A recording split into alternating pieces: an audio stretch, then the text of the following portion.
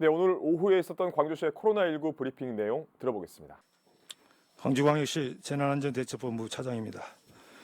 먼저 확진자 현황부터 말씀드리겠습니다. 3월 10일 오전 9시 기준 우리시 확진자는 총 15명입니다. 접촉자는 총 1074명으로 격리 대상자는 240명이고 해제는 834명입니다. 확진자 중 9명은 격리 치료 중이며 퇴원 6명 중 2명은 시설 격리, 1명은 자가 격리 중이고 3명은 격리 해제하였습니다. 다음은 신천지 교육 관련 조치 사항입니다. 광주 3번 확진자와 접촉자가 연이어 추가 확진자로 밝혀지고 광주 3번 확진자의 외부인 접촉 등 자가 격리 수칙 위반이 의심되어 경찰에 수사를 의뢰하였습니다. 또한 감염 확산 예방을 위해 퇴원 후 자가 격리 중인 광주 3번, 6번 확진자를 예방적 차원에서 어제 생활치료센터인 소방학조 생활관에 격리 조치하였습니다. 아울러 광주 3번부터 9번 확진자의 접촉자로 격리 해제된 신천지 교인 중 대구나 학습관을 방문한 자 53명을 대상으로 검사를 실시한 결과 2명은 확진 판정받은 14번, 15번이고 50명은 음성으로 판정되었습니다. 나머지 1명은 검사가 진행 중에 있습니다. 앞으로도 이들을 지속적으로 모니터링 관리하겠습니다. 또한 신천지 시설 112개 폐쇄에 이어 추가로 4곳이 신천지 시설로 확인되어 오늘 폐쇄할 계획입니다. 다음은 사회복지시설 예방적 코호트 격리 시범 시행에 대해서 말씀드리겠습니다.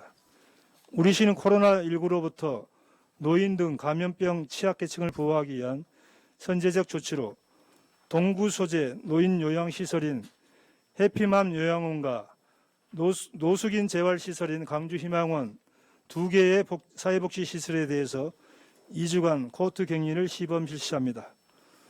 지난 6일 시의회와 사회복지 생활시설 협회장 등과 간담회를 개최한 결과 각 시설에서 시범 실시를 희망하여 대상으로 선정하고 실시하게 되었습니다. 이는 경북 등 다른 지역에서 복지생활 집단 감염이 다수 발생함에 따라서 감염자가 없는 취약시설을 감염원으로부터 보호하기 위한 조치입니다. 시설의 입소자와 종사자들은 격리 기간 동안 매일 2회 이상 발열 또는 유증상 여부를 체크합니다. 또한 외출과 퇴근이 전면 금지되고 외부인 출입과 면회도 완전 차단됩니다. 향후 사회복지시설 코호트 격리 확대 시행 여부는 지역사회 감염 확산 추이와 의료 분야 전문가 의견 등을 반영하여 추후 결정할 계획입니다. 다음 마스크 오브제 현장 점검 상황에 대해서 말씀드리겠습니다. 3월 9일부터 마스크 오브제가 전면 시행됨에 따라 자치구와 공동으로 일제 현장 점검을 실시하였습니다. 공무원과 통장 등 500여 명이 240개 반을 구성해서 관내 약국 678개소를 직접 방문하여 오브제 준수 여부, 중복 구매 시스템 활용 현황을 점검하였습니다. 앞으로도 시민들이 안정적으로 마스크를 구매할 수 있도록 약국별로 자원봉사자를 지원하고 수급 상황을 관리해 나가겠습니다. 시민 여러분의 협조가 절실히 필요한 상황이니만큼 거듭 요청드립니다. 코로나19 위기 극복을 위해 전국적으로 사회적 거리 두기와 잠시 멈춤 캠페인이 진행되고 있습니다.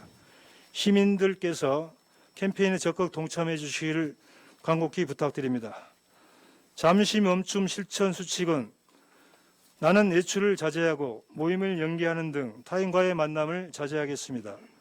나는 전화, 인터넷, SNS로 소통하며 지인과 몸은 멀리, 마음은 가까이 하겠습니다.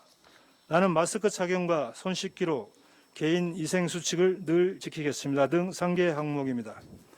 개인 위생 수칙을 철저히 준수해 주시고 발열 또는 호흡기 증상이 있을 경우 병원으로 바로 가지 마시고 반드시 관할 보건소나 질병관리본부 안내센터에 먼저 문의한 후에 안내에 따라서 가까운 선별진료소를 통해 진료를 받으시기 바랍니다.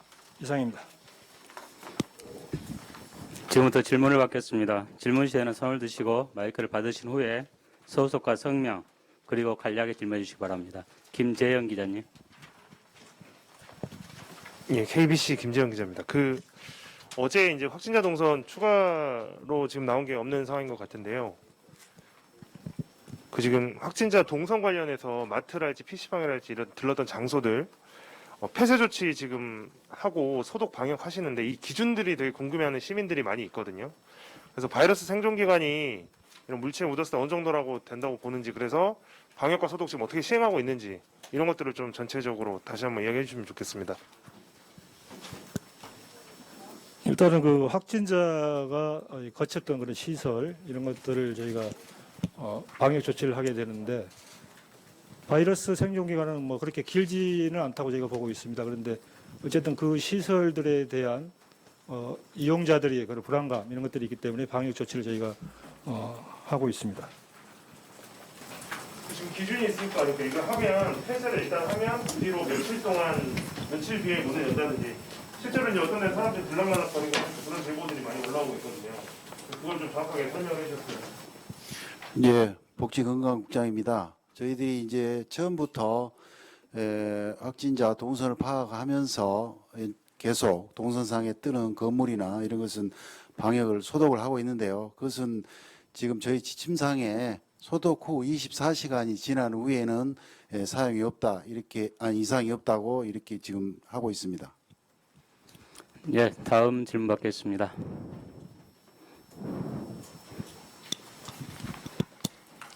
예, 오선열 기자님. 신천지에 좀 교인들이 모여 사는 원룸이나 좀 아파트 자체가 더 추가로 파악된 곳이 있는지 좀 있으면 앞으로 어떤 좀 행정 조치가 가능한 건지 싶은데요. 현재 저희가 그 모여서 사는 그런 집단 거주 시설은 현재까지는 없는 것으로 저희가 파악을 했고요. 다만 그 원룸 하나하고 아파트 한 개실, 이것이 이제 신천지 거주자들이 살고 있는 곳으로 이렇게 파악이 됐습니다. 당연히 그런 시설들이 발견되거나 신고된다면 확인 후에 폐쇄 조치를 할 계획입니다. 원룸 하나랑 아파트 한 개가 어떤 목적으로 세우는 것인가요? 원룸 하나, 아파트 한 실은 그 신천지 시설로 자기들이 자체적으로 홈페이지에 게시해둔 신천지 시설입니다. 그래서 지금 현재 112개에서 폐쇄 시설 속에 들어있는데 저희들이 추정하기는 교육시설로 이렇게 추정하고 있습니다. 예, 다음 질문 받겠습니다. 강현석 기자님. 네, 저 경심은 강현석입니다. 사회복지시설 예방적 코호트 격리 관련해서 좀 여쭤보겠습니다. 이게 지금 우리 그 정부 대책 매뉴얼에 확진자가 없다 하더라도 코호트 격리를 이렇게 실시할 수 있는 근거가 있는 것인지 좀 궁금하고요. 그 다음에 지금 이것을 결정을 할 때 해당 요양병원과 시설에 입소하신 분들의 동의가 필요할 것 같은데 그런 동의를 절차가 다 밟아서 이루어졌는지 아니면 어떤 이 시범 실시를 하게 된 절차를 좀 설명을 좀 부탁드릴게요. 네, 맞습니다. 예, 우리가 감염병 확산을 방지하기 위해서 이런 판단은 이제 시도지사, 시장 군수하도록 돼 있고요. 우리가 사전에 그 시설장, 그다음에 시의회, 그다음에 우리 감염병 전담 교수들하고 그 간담회를 했습니다. 그런 과정을 거쳐서 시범적으로 한번 저희들이 아직은 전문가들 입장에서는 이것을 그렇게 필요성은 없다라고 하지만 그럼에도 불구하고 시범적으로 한번 해보는 게 더 좋겠다라는 이야기가 있어서 이렇게 두 곳으로 시범 예방적 차원에서 결정하게 됐습니다. 거기에 있는 입소자들이나 종사자들에 대해서 저희가 개별적으로 동의 절차를 구한 것은 아니고요. 그쪽 대표자들하고 간담회를 통해서 하겠다는 그런 의사를 받아서 저희가 실시를 하게 됐습니다. 아니 이게 인권청의 소재가 굉장히 높은 거 아닙니까? 거기는 이제 사실은 거기는 지금 현재 노인 요양시설 한 군데하고 노숙인 재활시설인데 거기는 사실은 거의 그 시설에 계속 입주해 있는 그런 상황이거든요. 입소자들이. 아니 그분들이 입소돼 있다 하더라도 그분들이 2주 동안 격리가 되는 상황이니까 그분들의 동의를 받아야죠. 그러니까 그 동의는 저희가 직접 받는 건 아니고요. 그 예, 대표자들이 그쪽을 통해서 그 보완해서 말씀드리겠습니다. 이미 우리 보건복지부 지침에 의해서 이용시설이든 생활시설이든 그 전체적으로 지금 폐쇄가 돼 있고요. 예, 우리가 그 환자가 이렇게 출입을 한다는 거나 이런 건 지금 못하도록 이미 돼 있습니다. 근데 다만 우리가 이걸 예방적으로 하는 것은 거기에 종사자가 있습니다.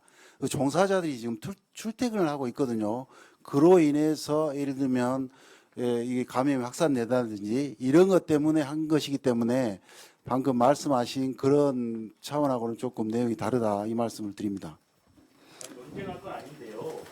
이 병원이잖아요. 그러면 요양병원이 이게 완전히 면회가 금지돼 있는 건 아니고 병원들로 보면은 뭐 하는 것도 안 하는 것도 있고 시간을 제한하고 있는 건데 만약에 이분들 같은 경우는 2주 동안 아무 이유 없이 자기들 가족도 못 만나게 되고 이런 상황이 오는 거잖아요.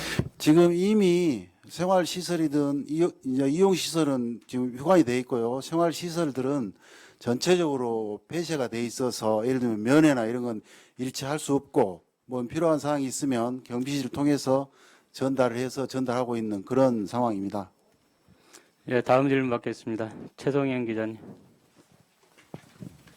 일단 퇴원자 6명을 다시 한번 좀 그 번호별로 시설격리 뭐 3번, 6번이 시설격리일 것 같고 자가격리나 격리 해제된 사람 한번 다시 정리해 주셨으면 좋겠고 그다음에 이 3번 확진자의 외부인 접촉 등이 의심된다. 그래서 경찰에 수사를 의뢰했다고 그랬는데 이 부분이 사실 14번, 15번의 감염 경로와의 연관성을 지금 추정하신 것 같은데 광주시가 지금 현재까지 파악한 게 어떤 건지 어떤 점 때문에 실제로 경찰에 수사 의뢰까지 하게 됐는지 경위를 좀 자세히 구체적으로 말씀해 주십시오. 저희가 그 3번 그 확진자죠. 확진자의 그런 진술, 그다음에 여러 가지 뭐 정황상 보니까 그쪽에 뭐 자기 그 장모인가요? 장모가 이렇게 그 집으로 음식을 그 계속 왔다 들여다주고 뭐 내오고 이런 정황들이 있었습니다. 그래서 더 추가적인 그런 위반 사항 이런 것들을 저희가 확인해서 확인하기 위해서 그 경찰에 이제 수사를 의뢰하게 된 겁니다. 자가격리가 사실상 3번이 퇴원 이후에 제대로 되지 않았다. 자가격리하는데 본인이 외출한 거 외에 다른 사람이 들어온 이 과정들이 어쨌든 뭐 시간 CCTV나 이런 걸 통해서 확인했다 이 정도로 그냥. 그러니까 그런 정황상 의심이 되어서 저희가 수사 의뢰를 했습니다. 네, 그 부분 추가 설명드리겠습니다. 지금 자가격리 관리자 담당자의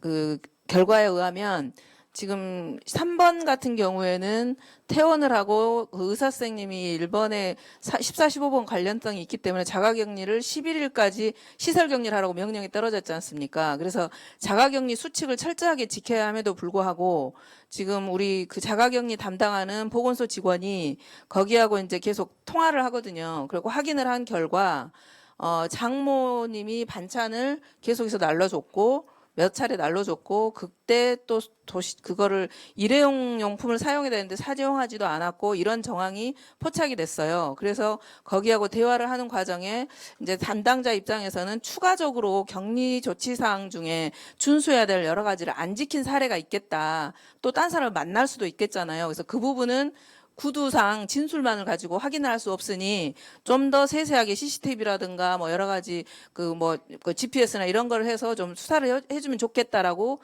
요구를 한 겁니다. 그 추가로 한번 그 여쭐게요. 한겨레 신문 정대하 기자인데요. 금방 그 3번 확진자 말고 최근에 경찰에 입건된 그 환자도 이 자가격리 중에 이탈했다 해서 이 경찰에 입건됐는데 그 경위가 어떻게 됐는지 파악하고 계시면 좀 말씀 좀 부탁드립니다. 그분은 그 자가격리 대상자는 원래 자가격리를 하고 있었는데 본인이 이제 그 헬스장에서 일하는 직원이었어요. 근데 이제 자기가 너무 힘드니까 답답하니까 나갔나 봐요. 근데 택시를 타고 통화를 하는 중에 내가 자가격리 하는데 너무 답답해서 나왔다 막 이런 대화를 한 거예요. 그러니까 택시 기사가 그걸 옆에서 듣고 즉각 신고를 한 겁니다. 그래서 우리가 그때 20분 이내에 바로 그 사람을 포착해가지고 다시 자가격리를 시킨 사례입니다. 예, 다음 질문 받겠습니다. 변재원 기자님.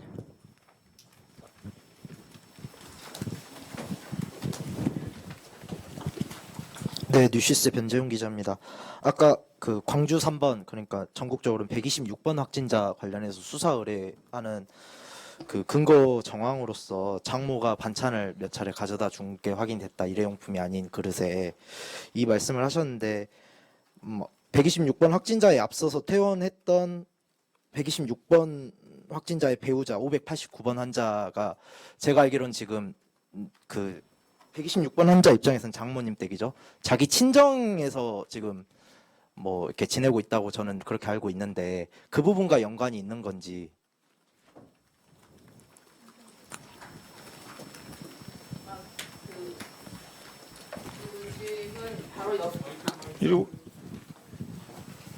거기는 바로 앞집이거든요. 그래서 이제 꼭 그 와이프하고 관련이 있다기보다는 지금 새로 확진된 14번, 15번이 지금 3번과의 굉장히密접한 접촉자였지 않습니까? 근데 거기가 또 양성으로 나왔고, 그래서 지금 126번 환자에 대해서는 의사 선생님도 좀 더 격리 기간을 더 연장시킬 만큼 예의주시할 필요가 있다. 그래서 자가격리 수칙이나 이런 것들도 더 정확하게 확인을 할 필요가 있다라는 판단이 있었습니다. 그래서 그 부분을 좀 더 면밀하게 해둘 필요가 있다는 차원에서 이번에 훨씬 더 강화된 그 방식으로 수사 요청을 한 겁니다. 혹시 그 이외에 우리 그 자가격리 담당자가 밝혀내지 못한 다른 것도 있지 않을까 하는 의심 때문에 저희들이 그 수사 의뢰를 한 겁니다. 네, 거기서는 개별 저기를 지키고 있고요. 네네. 근데 이제 저희들은 오히려 그쪽보다는 126번에 제일 주목을 하는 겁니다. 네. 예, 마지막으로 한 번만 더 질문 받도록 하겠습니다. 예, 송정근 기자님. 네, MBC 송정근 기자입니다. 그제 확진 판정 받은 14번, 15번 확진자의 밀접 접촉자 혹시 몇 명이나 되나요?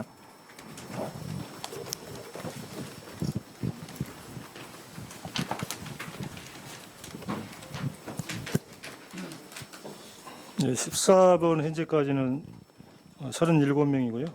15번은 12명입니다.